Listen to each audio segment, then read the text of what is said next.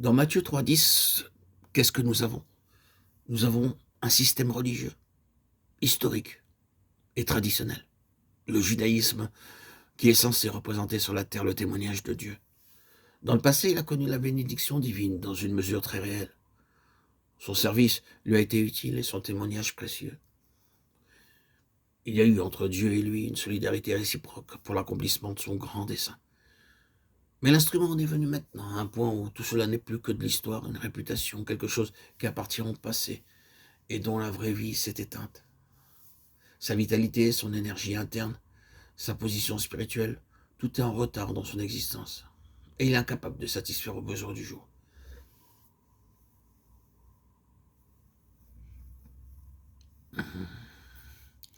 Pour ces instruments-là, Dieu tient en réserve dans son gouvernement suprême un temps d'épreuve, de crise. C'est proprement une épreuve, non pas dans le sens de malheur, mais dans le sens d'examen, de pierre de touche, d'essai de résistance. Le test suppose une volonté d'investigation et a un but éliminatoire. Il présuppose par conséquent de la part de celui qui l'applique un objectif plus lointain et plus important. Et il se révèle alors qu'en raison même de la pauvreté de ses racines, de son manque de vitalité et de force intérieure, en raison de tout ce qu'il y a dans sa vie qui est d'un autre âge, cet instrument est incapable de supporter l'épreuve. Il est alors déraciné. Petit verset sans apparence que celui-là, mais qui nous oblige à regarder la réalité en face.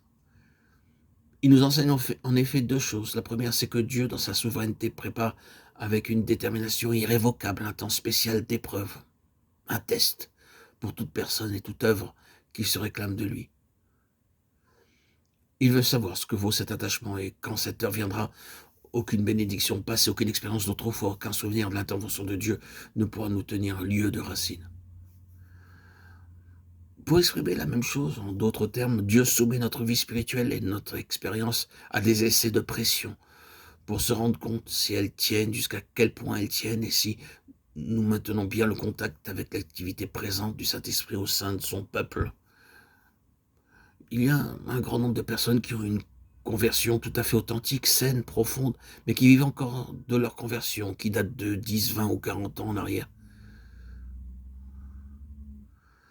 Pour évangélique que soit leur histoire spirituelle, c'est une chose du passé. Sa vitalité ne s'est pas maintenue, elle n'est plus à la bonne page, spirituellement parlant. Quand les vents de Dieu commenceront à souffler, ces personnes-là découvriront qu'elles ne sont pas au point qu'il leur manque quelque chose. Elles seront emportées.